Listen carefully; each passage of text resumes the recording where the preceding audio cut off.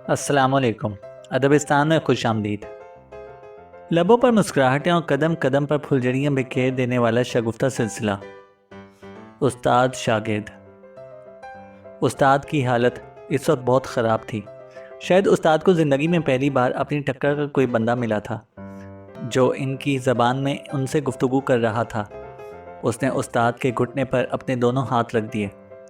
या लायकान हुजूर, ज़हीराना चश्मे करबा से काम ना लें, वाज़े इजलात वसीम तन कर लें। क्या फरमाए कुश्ता बज़ोरे एकमनी कर रहा है? उस्ताद ने अपने घुटनों से उसके हाथ हटाते हुए कहा। फरमा रवाई ना फरमाएं, हम वैसे कुश्तगाने अजीज़ाने मिस्र व शाम हैं। वो नौजवान बिलकते हुए बोला।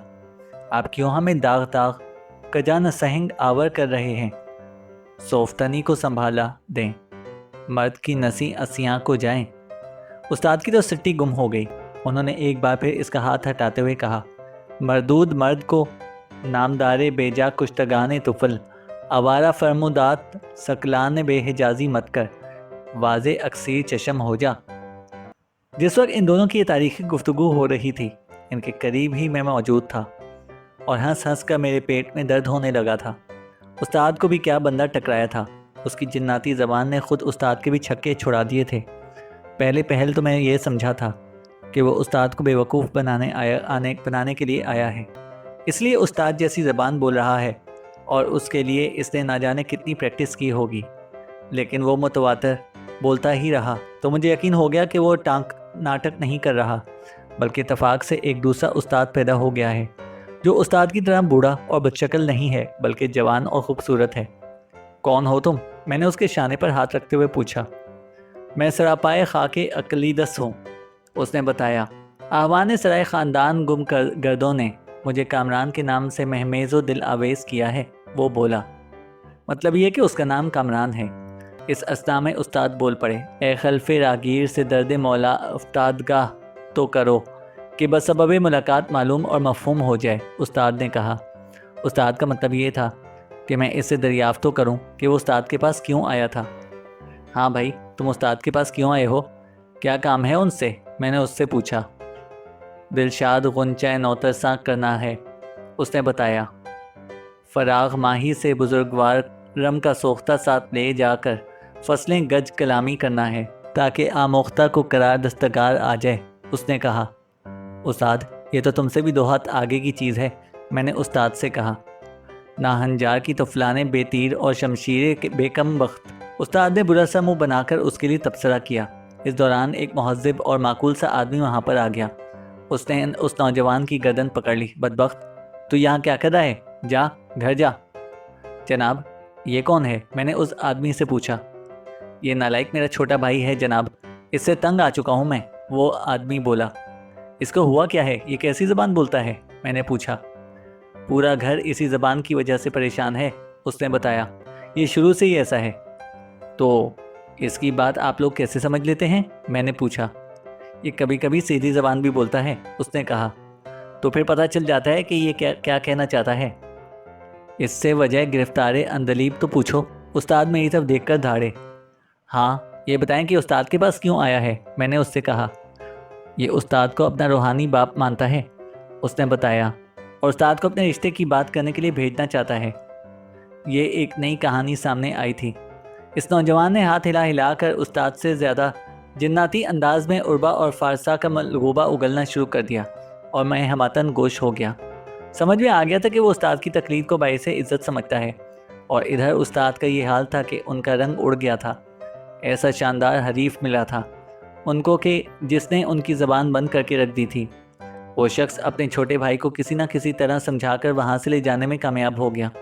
उसके जाने के बाद भी उस्ताद बहुत देर तक भुन भुनाते रहे।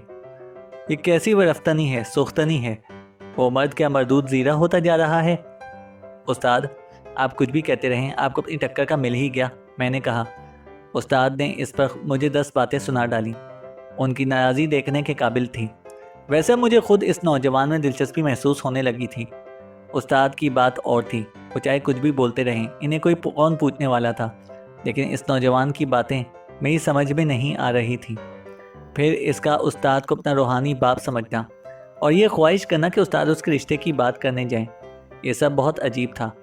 बहरहाल एक दिलचस्प सूरत हाल थी। मुझे नहीं मालूम था कि वो नौजवान रहता कहाँ है, लेकिन ये मरहला इस तरह तय हो गया कि मोहल्ले के एक नौजवान ने मुझे उसका पता बता दिया। मैं दूसरे दिन इस नौजवान से मिलने उसके घर पहुंच गया। अच्छा खासा मकान था। उसके भाई ने दरवाज़ा खोला था। वो मुझे पहचान कर अंदर बैठक में ले आया। तशरीफ़ रखें जनाब, शायद आप कामरान के सिलसिले में आए होंगे, उसने कहा। जी जनाब। उसने मुझे हैरान कर दिया, क्योंकि मैं इस तरह के एक बंदे को भुगत ही रहा था। अब ये दूसरा भी सामने आ गया। मैंने कहा, हम लोग तो परेशान होकर रह गए हैं, पता नहीं कौन सी ज़बान बोलता रहता है। वो बोला। उसकी ये कैफियत कब से है? मैंने पूछा। बहुत दिनों से। बीए के बाद ही उसने ऐसी जिन्नाती ज़बान बोलना शुरू कर दी थी, उसने बताया। तो फिर आप लोगों ने क्या समझा? मैंने पूछा। हम लोगों का ख्याल था कि शायद ये पागल हो गया है, लेकिन इसमें पागलों वाली कोई बात नहीं है। ज़हनी तौर पर बिल्कुल ठीक है, बस उसकी जिन्नाती ज़बान ने तंग करके रख दिया है। इसके सिवा इससे और कोई शिकायत नहीं है, उसने बताया। और ये उस्ताद को अपना रूहानी बाप समझना, ये क्या चक्कर है? मैंने उससे पूछा। वो एक बार उस्ताद को देख आया था। उसने आपके उस्ताद की बातें सुनी, बस वहीं से गर्विदा हो गया और इनको अपना रूहानी बाप समझने लगा, उसने कहा। और ये शादी का क्या किस्सा है? वो उस्ताद को कहाँ भेजना चाहता है? मैंने पूछा। हाँ, ये भी एक कहानी है। एक लड़की है शमशाद नाम की, अच्छी लड़की है, अच्छा खासा घराना है, खाते पीते लोग हैं। कहीं इन दोनों की मुलाकात हुई और एक दूसरे को पसंद करने लगे। लड़की के बाप ने कहा कि अपने बड़े को लेकर आओ, और ये कमबख्त रूहानी बाप के तौर पर आपके उस्ताद को अपने साथ लेकर जाना चाहता है, उसने कहा। क्या इन लोगों को ये मालूम है कि वो इस किस्म की जिन्नाती हुई ज़बान बोलता है? हाँ, वो जानते हैं, इसके बावजूद शादी करना चाहते हैं, उसने बताया। ये तो बहुत हैरत की बात है। अब बताएं, अब क्या होगा? मैंने पूछा। अपने उस्ताद से कहें कि वो इस नामाकूल के लिए चले जाएं, वरना शायद ये मुकम्मल पागल हो जाएगा, कामरान के भाई ने कहा। चलें, इसमें क्या हर्ज है, मैं उस्ताद को राज़ी कर लूँगा। वैसे आपकी शादी हो चुकी है? मैंने पूछा। नहीं, मैं भी ज़िंदगी बनाने की कोशिश कर रहा हूँ। वो आदमी बहुत ही माकूल दिखाई दिया था, जबकि उसका छोटा भाई अजीबो गरीब चीज़ था, जिसमें ना जाने किस तरह उस्ताद की रूह हलूल कर गई थी। मैंने वापस आकर उस्ताद को सारी सिचुएशन समझाते हुए कहा, उस्ताद, आप उसके रिश्ते की बात करने चले जाएं। मैं आप गीना नहीं हूँ, उस्ताद चिल्लाकर बोले।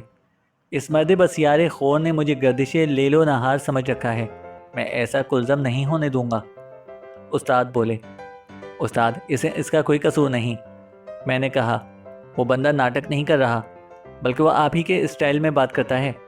मैंने उसके घर वालों और मोहल्ले वालों से भी तस्दीक कर ली है, मैंने बताया। कमाल है, वरना इस तर्ज शेफ्ता का मौजिद गमनाक और वहशतनाक तो सिर्फ मैं ही हूँ, उस्ताद बोले। यानी उस्ताद को इस बात पर हैरत थी कि आखिर वो इस तरह क्यों बोलने लगा है, जबकि ये ज़बान तो उनकी ही ईजाद करदा थी। उस्ताद, इसीलिए तो आपको रूहानी बाप समझता है, और इस हवाले से आपको रिश्ते की बात करने के लिए भेजना चाह रहा है। इसमें तो आप ही की इज्जत है कि आप इसके बुजुर्ग बनकर लड़की के घर जाएं। आपकी आवभगत होगी, मैंने कहा। ठीक है, मैं तैयार बाशिद हूँ, लेकिन इस दराज़कद को भी हमरा रकीबा होना होगा, उस्ताद ने कहा। वो तो आप समझ ही गए होंगे कि उस्ताद चलने को तैयार थे, लेकिन वो इस नौजवान को भी अपने साथ लेकर जाना चाहते थे। वो नौजवान अगली शाम फिर उस्ताद के पास आ गया। मैंने उस्ताद की रजामंदी और इसके बड़े भाई तक पहुंचा दी थी, इसलिए वो शायद उस्ताद का शुक्रिया अदा करने आया था। ए अज़ो जा, मैं खशमगीर हूँ, उसने उस्ताद के सामने हाथ जोड़ दिए। मैं बुरी ज़ातिश तोहमतो गसन व ममलूक असिया हूँ, उस्ताद ने फरमाया। मैं अजीज़श जफ़र संग हूँ, उसने कहा। और मैं दरस्ताइश ख्वान इफ़त हूँ, ये उस्ताद ने कहा। उस्ताद इस वक्त पूरे जाहो जलाल में थे और ना जाने कहाँ कहाँ से अल्फाज ला रहे थे। इन दोनों के दरमियान इस पागलपन का जैसे मुकाबला शुरू हो गया था, और मेरा ये हाल था कि हंसते हंसते पेट में दर्द होने लगा था, लेकिन इन दोनों को इसकी हाल की परवाह भी ना थी। दोनों ही अपनी जिन्नाती ज़बान में लगे हुए थे। बिलाखिर इस नौजवान ने कहा, मन शुक्रिया आनम के मन दानम हूँ, आपको जानिब लैला चमनजार दावत फुरकान देने आया हूँ। आप हदूद औकात मुरतब जीना फरमा लें तो बंदा सवारी माकूस और अफनातूस लेकर हाजिर हो जाएगा, वो बोला। यानी वो उस्ताद का शुक्रिया अदा करने के बाद उनसे ही दरख्वास्त कर रहा था कि उस्ताद ये बता दें कि किस दिन और किस वक्त जाना है, ताकि वो सवारी लेकर हाजिर हो जाए। استاد نے دوسری شام کا وقت دے دیا۔ پھر استاد نے میری طرف دیکھا۔ تم بھی تو پابائے رکاب و جال ہوگے، یعنی تم بھی تو ساتھ چلو گے نا؟ ظاہر ہے میں کس طرح انکار کر سکتا تھا، ایک تو خود استاد کی ذات گرامی اور پھر سونے پر سہاگا وہ نوجوان۔ لڑکی والوں کے گھر پر جو تماشا ہونے والا تھا وہ سوچ سوچ کر ہنسی آ رہی تھی۔ بہرحال دوسری شام ہم بات طے کرنے کے لیے روانہ ہو گئے۔ اس وقت استاد بازی لے گئے تھے۔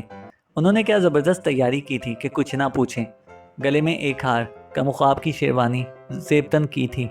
ایک ٹیکسی میں استاد، وہ نوجوان، میں اور اس نوجوان کا معقول بھائی بیٹھے تھے جس کا نام لقمان تھا۔ دوسری ٹیکسی میں ڈھول تاشے والے تھے۔ ہم لڑکی کے گھر سے کچھ فاصلے پر اتر گئے۔ مکان اچھا خاصا معقول قسم کا تھا اور ظاہر ہے کہ اس میں رہنے والے بھی معقول ہی ہوں گے، مگر وہ اس نامعقول سے اپنی بیٹی کا رشتہ کرنے جا رہے تھے۔ استاد نے ڈھول تاشے والوں کو حکم دیا اور انہوں نے پورا محلہ سر پر اٹھا لیا۔ محلے کے لوگ گھروں سے نکل نکل کر دیکھنے لگے۔ میں اس وقت بڑی شرمندگی محسوس کر رہا تھا۔ میرا خیال ہے کہ رشتے کی بات کرنے کے لیے کوئی کبھی اس انداز سے نہیں آیا ہوگا جس انداز سے ہم لوگ آئے تھے۔ لڑکی والوں کی ہمت اور صبر کی داد دینی پڑی۔ انہوں نے اس طرح کی آمد کا برا نہیں مانا، بلکہ بہت خوش اخلاقی سے ہمارا استقبال کیا۔ ہم سب کو ڈرائنگ روم میں لے جا کر بٹھا دیا۔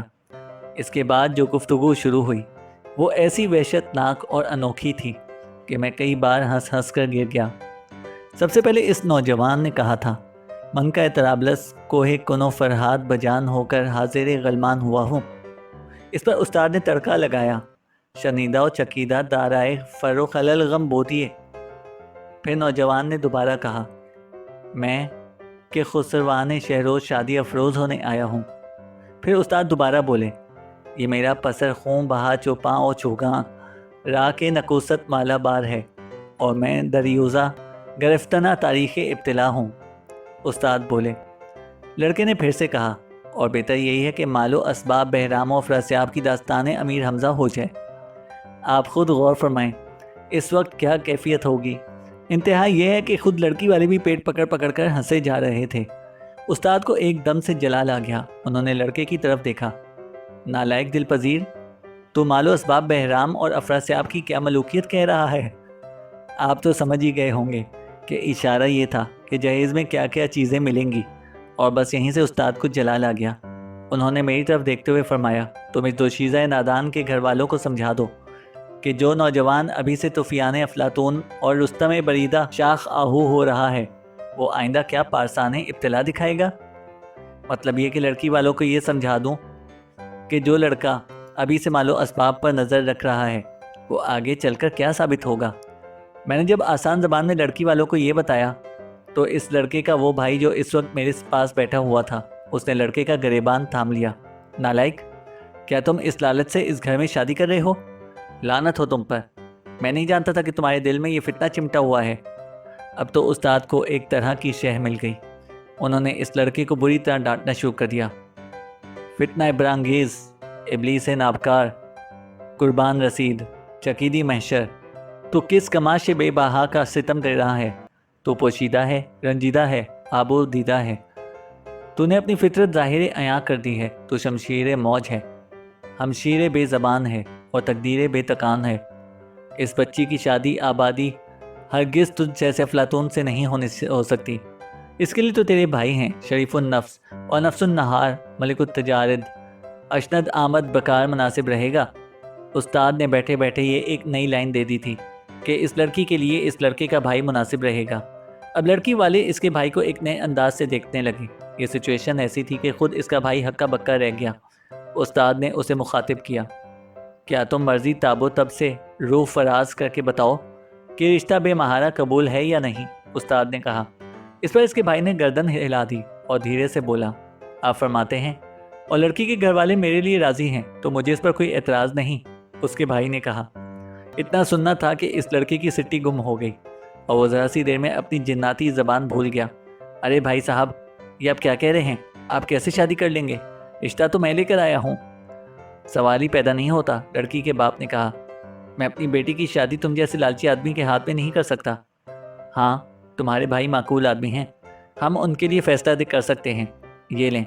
استاد نے وہاں پہنچ کر بازی ہی الٹ دی تھی۔ اس نوجوان کے چھکے چھڑوا دیے تھے۔